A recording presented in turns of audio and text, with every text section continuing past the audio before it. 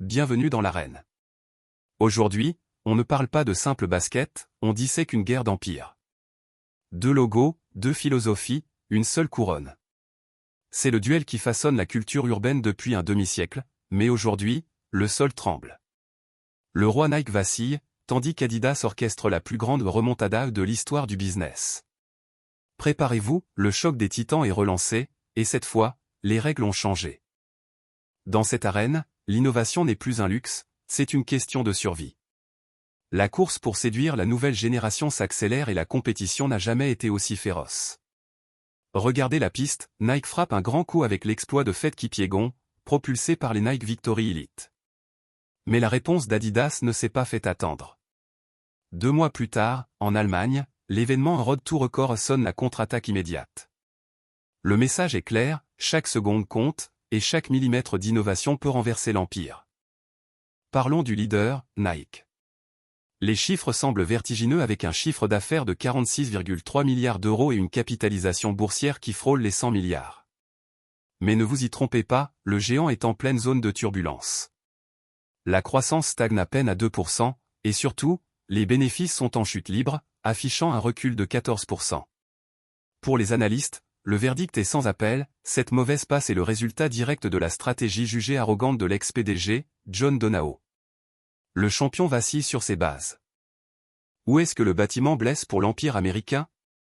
2 erreurs majeures font trembler l'édifice. D'abord, leur stratégie de vente directe, le fameux D2C, qui a fini par isoler la marque. En voulant se passer des revendeurs, Nike a tout simplement perdu en visibilité sur le terrain. Ensuite, regardez leur filiale iconique, Converse, c'est l'hémorragie, avec un chiffre d'affaires en chute libre de 20%. Entre une présence en magasin qui s'efface et une marque historique qui s'essouffle, les fissures dans l'armure de Nike deviennent impossibles à ignorer.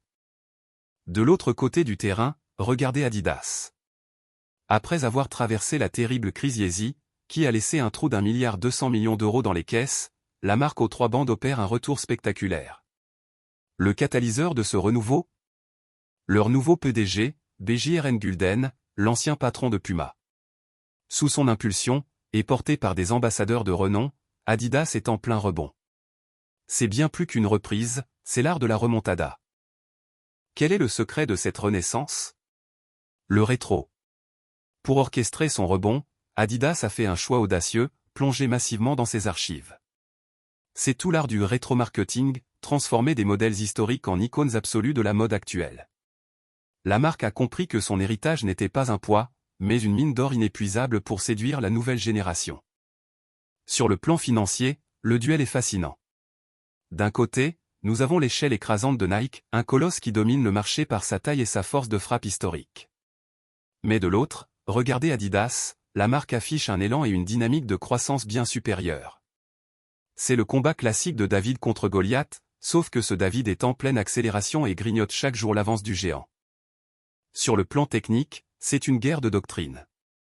Nike parie sur le confort universel avec sa nouvelle génération d'unités Air, ciblant le grand public et le bien-être. Adidas, à l'inverse, cherche le record pur. Avec sa gamme Adizero, la marque allemande s'installe sur les podiums et vise la haute performance. D'un côté, le confort de la masse, de l'autre, l'obsession de la vitesse. Mais ne pariez pas trop vite contre le swoosh. Sur les parquets, Nike reste l'empereur incontesté. En renouvelant son contrat avec la NBA pour 12 ans, Nike verrouille le territoire le plus influent de la pop culture mondiale.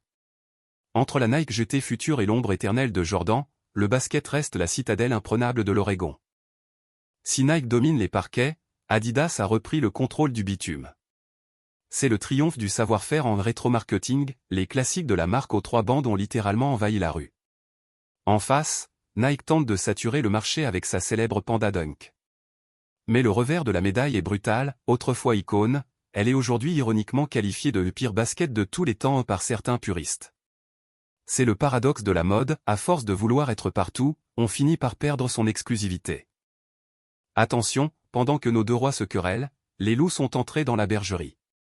Les marques spécialisées comme Hoka ou New Balance ne se contentent plus des miettes. Elles innovent plus vite, plus fort, et grignotent chaque année des parts de marché précieuses. Le duopole historique n'est plus une fatalité. Face à la menace, le géant de l'Oregon doit réagir, et vite. Le chantier est monumental et repose sur 3 piliers stratégiques. D'abord, stopper l'érosion de ses parts de marché. Ensuite, relancer d'urgence la machine à innover pour créer le prochain game changer. Enfin, et c'est peut-être le plus crucial, repenser totalement sa distribution. Nike doit impérativement regagner en visibilité chez les revendeurs physiques pour sortir de l'isolement. C'est une véritable course contre la montre pour sauver son hégémonie. Pour Adidas, le défi est de transformer l'essai. La mode rétro est cyclique, elle finira par passer. BJRN Gulden doit prouver que sa remontada peut s'inscrire dans la durée. Le défi ? Créer les classiques de demain sans se reposer uniquement sur ceux d'hier. Le rebond est là, la croissance durable reste à construire. Le duel n'a jamais été aussi équilibré. À la puissance de feu de Nike répond l'agilité culturelle d'Adidas. Nous sortons d'une ère de domination pour entrer dans une ère de confrontation permanente. Mais au final, les vrais gagnants, c'est nous.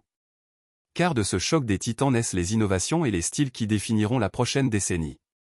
Alors, selon vous, le swoosh va-t-il écraser la révolte, ou les 3 bandes vont-elles définitivement prendre le pouvoir ? Le débat est ouvert.